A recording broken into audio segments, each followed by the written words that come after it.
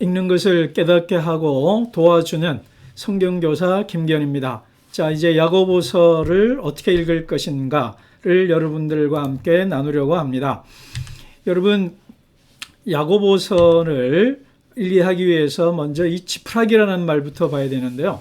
여러분이 야고보서를 얘기하는데 왜 지푸라기 얘기가 나왔을까요? 네, 유명한 마르틴 루터가 종교개혁을 하면서 야고보서를 지푸라기 서신이라 그랬습니다. 그 말은 뭐냐면 안 중요하다, 이런 뜻이죠.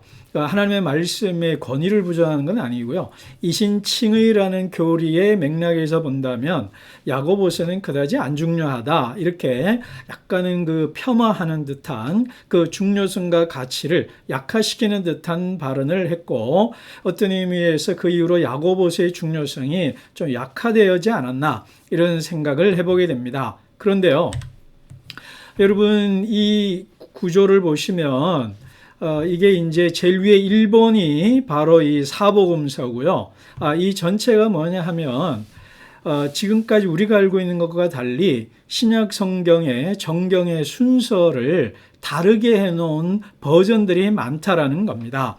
그런데요, 요 재미있는 것은 여기 보시면 요한계시록이 사도행전 다음에 나오고요.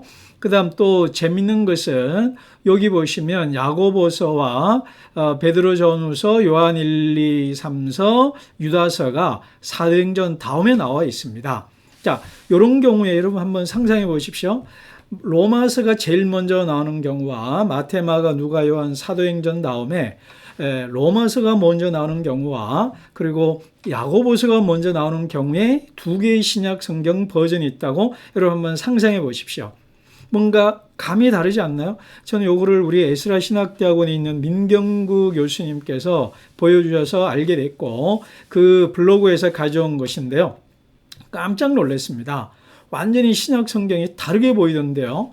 우리가 구원, 믿음 이런 것에 대한 인식이 있잖아요. 그래서 복음은 믿는 것이다, 이렇게. 그러다 보니까 믿음과 행함에 대한 이분법적 구도, 이게 대결 구도, 분리, 이런 어려움이 있는데 야고보서를 앞에 딱 갖다 놓으니까 와, 믿는다는 것은 제자도구나, 행동이구나, 실천이구나, 순종이구나, 이런 것들이 이렇게 바로 들어오더라고요. 이제 그런 면에서 이 야고보서가 의외로 중요한 경전이고 정경이라는 것을 우리가 보여준다라는 겁니다. 그러니까 루터는 지푸라기 서신이다 라고 좀 약간 가치를 폄하하는 듯한 얘기를 했다면, 배치 순서에 따라서 야고보서를 앞에 둔 정경 순서를 통해서 야고보가 의외로 중요한 성경이라는 것도 우리가 알 수 있게 되죠.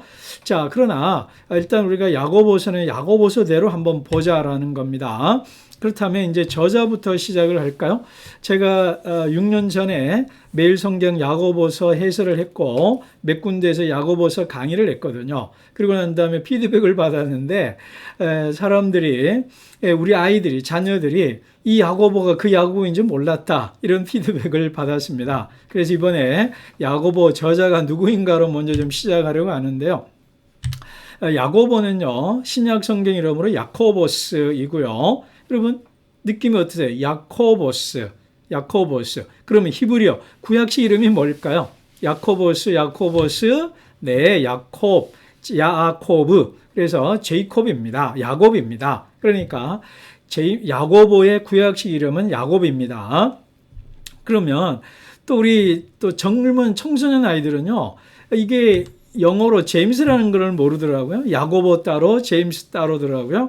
맞습니다. 영어 성경은 제임스고요. 구약식으로는 야곱입니다. 그러니까 야곱과 제임스가 한 인물에 대한 영어식, 히브리식 이름이라는 것을 좀 우리가 알면 좋겠고요. 그 다음 우리 개인적으로는요, 신약 성경에 야고보가 몇 명 등장합니다. 예수님의 제자 중에도 세베대의 아들과 또 알페의 아들, 해서 야고보가 2명이나 있고요. 근데 지금 이 야고보서를 쓴 야고보는 예수님의 친동생, 남동생인 야고보이고요.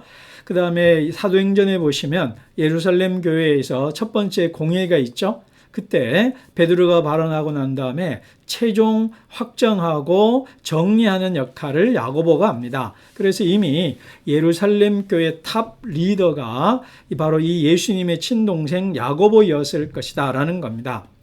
그러니까 혈연에 의해서 탑 리더가 됐을 가능성이 있을까요? 약간의 프리미엄은 있지 않았을까요? 그럼에도 불구하고 그의 개인적인 리더십과 신앙과 인격과 신앙이 예루살렘 교회 전체를 대표할 만한 오히려 베드로보다 야고보가 탑 리더였다는 것은 그의 인격과 실력과 능력을 또 우리가 알 수 있다라는 거죠. 그만큼 또 유대인들의 신앙을 대변하는 사람이라는 겁니다. 근데 여러분 사실은요, 야고보서 어떻게 읽을 것인가? 첫 번째는요, 야고보서를 한번 처음부터 끝까지 읽어보세요. 1장 1에서 5장 끝을까지 쭉 읽어보시면 되는데, 여러분 딱 읽어보면 중요한 이거 너무 산상수훈하고 똑같다라는 거를 좀 교회 오래 다녔거나 성경 읽어보신 분들은 퍼뜩 아실 거예요. 그리고 또 하나 좀 지혜와 윤리, 지혜, 윤리, 산상수훈 이런 느낌을 많이 받아요. 그래서 잠언서랑 좀 비슷합니다. 그래서 매일 성경이 잠언 묵상 끝낸 다음에 야고보서를 넣어놓은 것은 절묘한 신의 한 수이고 알고서 그렇게 해놓은 것 같습니다. 그래서 잠언이 지혜롭게 사는 삶, 그리고 신약에서의 예수님의 산상수훈을 따라 사는 삶, 이런 부분이 야고보에서 강조되고 있다, 이렇게 보셔야 됩니다. 그러면 야고보서를 일관되게 읽어볼 수 있을까요? 자, 여기에 대해서 몇 가지 어떤 분들은요, 없다 이렇게 볼 수 있습니다. 이게 학자들에 따라서 7개로 단편 묶을 수 있다고 하기도 하고요. 어떤 분은 12개로 묶기도 합니다. 이것들이 툭툭 던져져 있다라는 거예요. 좀 개별적이고 단편, 파편화되어 있어서 하나로 일관되게 묶기가 어렵다. 그래서 잠언 우리 큐티에 보면서 느꼈겠지만 일관된 서사, 스토리, 플롯이 없잖아요. 그래서 툭툭 던져놓은 것들이다 보니까 일관되게 꿰는 것이 좀 약하지 않습니까? 그런 성격이 야고보서에도 있다. 그렇지만 아까도 얘기했지만 지혜롭게 잠언의 관점으로 온다면 우리 그리스도인으로서 세상 한가운데서 어떻게 하면 지혜롭게 살 것이냐, 그리고 또는 제가 윤리란 말을 썼습니다만 산상순을 따라 사는, 윤리적으로 또는 지혜롭게 사는 게 뭐냐, 이렇게 좀 볼 수도 있습니다. 그래서 여러분 이 야고보서를 이 지혜나 윤리, 산상순을 따라 사는 삶, 이렇게 지혜롭게 사는 삶, 윤리적으로 사는 삶, 이렇게 그리스도인답게 사는 삶이라는 키워드로 읽어보셔도 될 것 같고요. 그리고 또 우리 박대영 목사님이 또 책에 보면 나오는데요. 1장 1절 빼고 1장 2절에부터 시험과 유혹, 고난에 대한 얘기로 나오고 맨 끝에도 시험과 고난 가운데 기도해라, 이런 얘기로 끝난단 말이에요. 그러니까 시작과 끝이 시험과 유혹, 고난으로 시작하기 때문에 고난을 승리하는 법, 고난 가운데 하나님 백성으로 사는 법, 고난 가운데 지혜롭게 산다, 유혹 속에서도 하나님 백성답게 산다, 이렇게 읽을 수 있는 것은 아주 중요한 키워드임에 분명합니다. 여러분 그렇게 읽으셔도 되고요. 그러나 제가 제안하는 것은 좀 다릅니다. 여러분 질문해 볼까요? 우리가 왜 이렇게 지혜롭게 살아야 되고 윤리적으로 살아야 되죠? 왜 시험을 당하면서도 견디고 인내하면서 또 기뻐하면서 살아야 합니까? 왜 부자와 가난한 자를 차별하지 말아야 되죠? 그리고 야고보서에는요, 왜 세상과 프렌드가 되면은 하나님의 적, 하나님의 에니미, 하나님의 원수가 된다고 그래요. 이런 강력한 이분법적인 세상에 대해서 반하는 이런 어떤 이분법적이고 대립 모델을 보여주거든요. 왜 이렇게 살아냐 이 말입니다. 그것을 찾아내야만 되는 건데요. 그 궁극적인 키워드는 뭐냐면 1장 1절에 있습니다. 세번역으로 보면 세계에 흩어져 사는 12지파. 그래서 세상 가운데서 이건데요. 저는 서신서든 신구약 성경 66권 전체라고 해도 과언이 아닌데요. 1절을 주목해 보라고 합니다. 1장 1절. 그래서 1장 1절에 세상에 흩어져 사는 12지파인데 먼저 12지파부터 본다면 여러분 12지파는 아까 야곱과도 관련되어 있죠. 연기를 잘 내죠. 그래서 야곱의 12아들, 그죠? 그래서 야곱의 12아들 12지파는 곧 구약 이스라엘을 가리키는 상징하는 말입니다. 그러니까 구약의 유대인들처럼 각 곳에 흩어져 사는 유대인들에게 쓴 편지다. 이렇게 우리가 보기도 하는데요. 그러나 유대인 신자뿐만 아니라 모든 그리스도인들을 12지파로 말할 수가 있습니다. 이건 뭐냐면요. 그 구약의 12지파라는 말은 뭐냐면 하나님의 백성이라는 뜻이거든요. 그러니까 여기는 이제 우리 그리스도인들이 하나님의 참된 백성이다라는 뜻이 되고요. 그래서 제가 이 공동서신이라고 그래놨는데 이건 뭐냐면 특정한 맥락은 있습니다. 왜냐하면 특별히 바울 서신들 보면 갈라디아 교회는 갈라디아 교회에 문제가 있었죠. 그죠? 빌립보서는 빌립보 지역에 문제가 있었고 데살로니가전서는 그 데살로니가 공동체가 직면한 맞닥뜨린 문제에 대해서 바울이 이렇게 살아라. 이것이 복음이다라는 교리와 윤리를 가르치는 거라면 이 공동서신이라고 하기도 하는 이 베드로 야고보 서신은 특정한 맥락이 있다기보다는 모든 그리스도인들이 직면하는 상황에 대해서 어디에서나 좀 적용 가능한 보편서신이다. 공동이라는 게 뭐냐면요. common이라는 뜻도 되고요. 영어로는 카톨릭입니다. 이제 카톨릭이라는 말은 공통적이고 보편적이다라는 뜻입니다. 그래서 모든 그리스도인들이 어느 지역에 있든지 간에 모든 그리스도인들이 이 야고보서를 읽으면서 하나님의 백성으로서 참된 하나님의 백성답게 살아가라 라고 쓰여진 책이다. 근데 저는 여기서도 중요한 단어가 바로 디아스포라라는 헬라어입니다.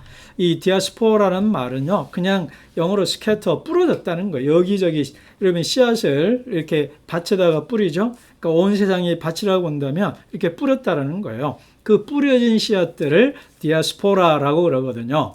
근데 이것이 갖고 있는 정신적, 영적 의미는 뭐냐면 뿌려진 그곳, 각자 다른 지역에서 살고 있죠. 그래서 원래 문자적 의미, 역사적 배경으로 말하면 바벨론 포로, BC 586년, 네, 유대인이 바벨론이 남유대를 멸망시키고 난 다음에 이스라엘 백성들이 전 세계로 흩어졌거든요. 바벨론으로, 그리스로, 그 다음에 아시리아로 모든 지역으로 흩어졌고 그 흩어져 있는 유대인들을 통칭하는 말이 디아스포라였습니다. 그래서 그러니까 이스라엘 땅에 살고 있지 않는 유대인들, 이스라엘 땅에 살고 있지 않는 유대인들을 가리키는 말이 디아스포라인데요.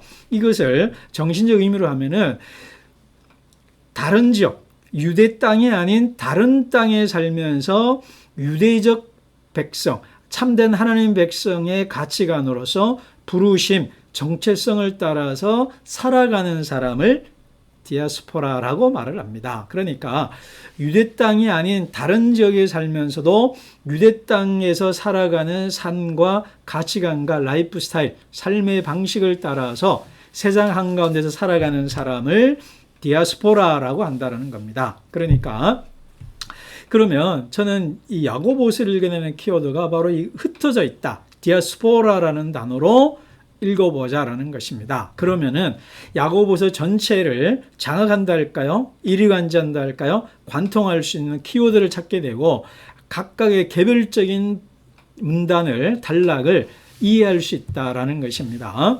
자, 그러면 어떻게 한번 볼까요? 저는 네 가지로 좀 구분해 봤습니다. 이 태도라고 했는데 이 자세라고 해도 되고요. 라이프 스타일이라고 해도 됩니다. 그 다음에 두 번째는 이 말에 있어서 다르게 산다는 거예요. 그 다음에 돈, 그 다음에 행동. 이거 좀 네 가지로 좀 이렇게 해봤는데요. 어찌 보면은 태도는 일장이거든요. 그래서 베이스로 깔고 말, 돈, 행동으로 봐도 됩니다. 자, 요것을 본다면요. 태도. 너희가 시험과 고난이 온다면 어떻게 행동하느냐에 따라서 참된 하나님의 백성됨이 드러난다라는 것입니다. 자, 여기서 제가 하나 먼저 또 전체 설명하기 전에 말씀드릴 게 뭐냐면, 자, 그리스도인들이 디아스포라로서 세상 각곳에 흩어져 살잖아요. 그렇지만 어떤 정체성과 어떤 소명 부르심을 따라 살아요? 하나님 백성 공동체라는 정체성과 소명으로 내가 지역적인, 지리적으로 다른 곳에서 살잖아요. 그렇다면 내가 부르심의 아이덴티티와 내가 살고 있는 지리적, 물리적 공간이 다르잖아요. 이 사이에서 언밸런스가 오는 거예요. 충돌이 생기는 겁니다. 그래서 바로 고난이 오는 겁니다. 그래서 세상적 세계관을 따라 살지 아니하고 세상에서 하나님 나라 가치관으로 살다 보니 시험이 온다는 겁니다. 고난이 온다는 겁니다. 이것을 사회적 불일치라 그래요. 영어를 좀 쓴다면 social disconformity라는 겁니다. 그러니까 불일치, 어긋남이 온다는 거예요. 가치관과 세계관에. 그래서 시험과 고난이 오고 시험과 고난이 오는 속에서 내가 그 시험과 고난을 어떤 태도로 대하느냐에 따라서 내가 하나님 백성됨이 그 캐릭터라고 그러죠. 됨됨이가 드러난다는 것입니다.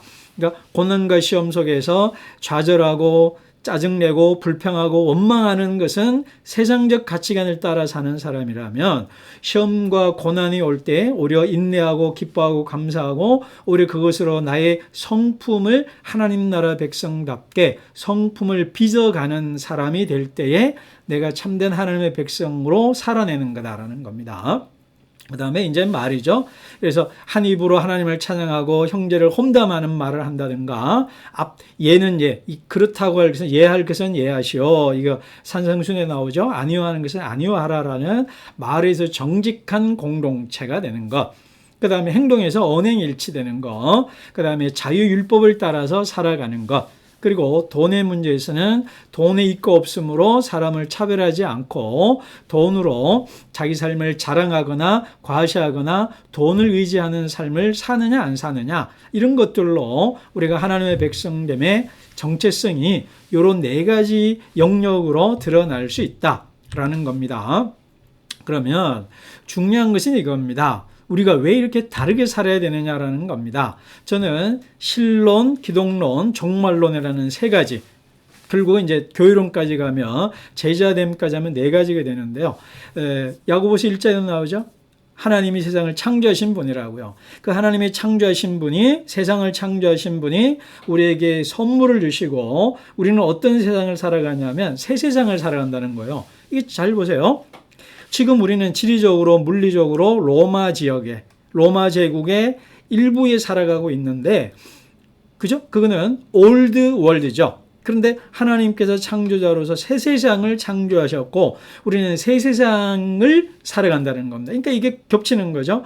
옛 세상이라는 물리적 공간에 새 세상의 가치관을 따라 사는 겁니다. 그러니까 옛 세상의 가치관과 세상의 가치관이 충돌하는데 하나님께서 창조주로서 우리에게 창조적인 삶을 살아라는 거예요. 아니 세상이 이런데 어떻게 이렇게 사냐? 아니, 세상이 이렇지 않냐? 지금 우리가 얼마나 약육강식이고 밀림이고 정글이고 이게 뭐 세상에 이런 얘기를 자꾸 하는데요.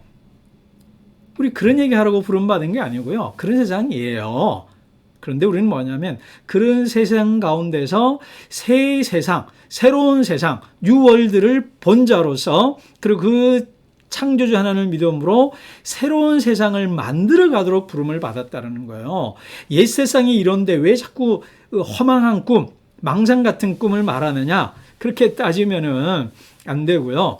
그런 세상 가운데 새로운 세상을 본 자로서 새 세상을 살아가도록 부름을 받았다. 우리가 믿는 하나님이 우리에게 새 세상을 선물로 줬기 때문에 새 세상을 이 땅에서 옛 세상 가운데서 살아가도록 부름을 받았다. 라는 거고요. 다음에 기독론으로 본다면 영광의 주라고 나오죠. 그리고 차별하지 않는다 그럽니다. 이 말은 뭐냐면 영광의 주가 뭐예요? 십자가에서 죽으시고 부활하신 그분이 영광을 받으셨고 그분이 이제 산상수훈의 가르침을 따라 보면 하늘의 해와 달이 햇빛이 사람을 차별하지 아니하고 모든 사람에게 비추듯이 하나님께서는 모든 사람을 공평하게 사랑한다라는 것입니다. 그래서 마태복음 5장 산상순에 나오죠. 하늘에 계신 너희 아버지의 완전하심처럼 너희도 완전하라. 그런데요, 이 완전하라는 말이 야고보서에 총 7번이나 나옵니다. 5장 분량에 7번이라는 단어가 나왔으면 많이 그 어휘 빈도수가 높은 거죠. 그 완전하라는 거는 도덕적 퍼펙셔니즘, 완전주의가 아니고요. 하나님처럼 살아가는 건데요.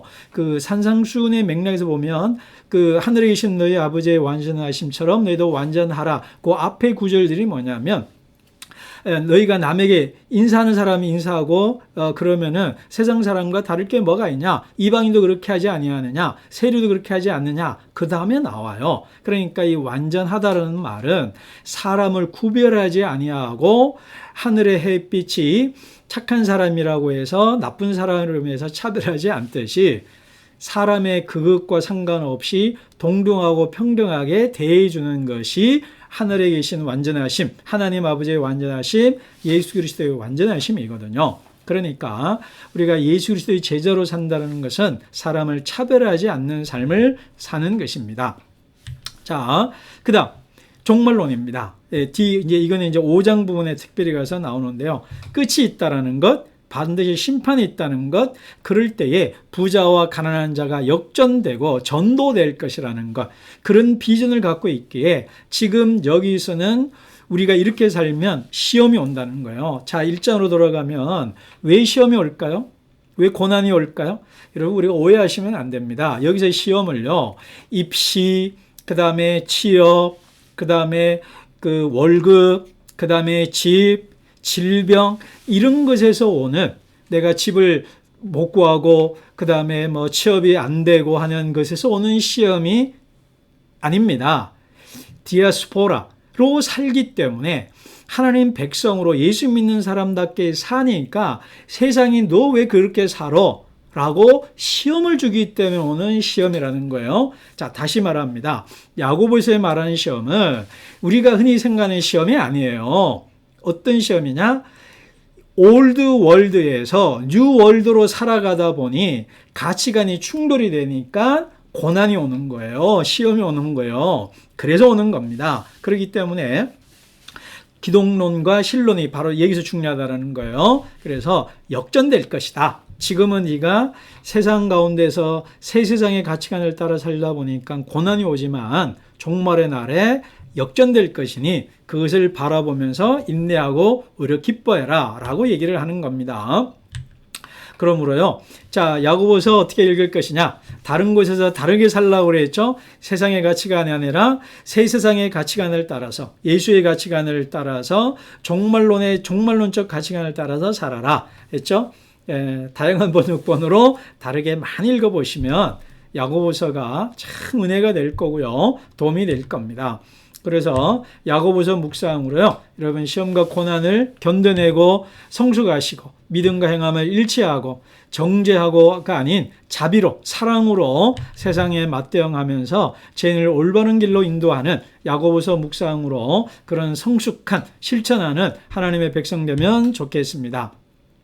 우리 사랑하는 말씀 묵상하는 사람 여러분, 창조주 하나님을 믿고 새 창조주의 삶을 미리 살아내는 것, 그리고 십자가의 죽으심으로 영광의 주가 되신 예수를 따라 사는 것, 종말의 영광과 성취를 지금 여기서 앞당겨 살아가기, 그래서 참된 하나님의 백성 공동체가 되어 가기, 이것이 야고보서가 우리에게 주는 도전이고 우리로 하여금 콜링, 부르심입니다. 여러분 살고 있는 곳에서 세상의 가치관이 아닌 하나님 나라 가치관으로 살아가시고 그 가치관으로 따라 살아갈 때에 시험과 고난이 오더라도 오히려 기뻐하시고, 이것이 내가 하나님의 백성이니까 제자로 바르게 사니까 이런 고난이 오는구나 라고 기뻐하면서 마지막 날에 하나님께서 우리에게 주신 축복을 바라보면서 살아가는, 그래서 승리하는 저 여러분 되기를 주님의 이름으로 축복합니다.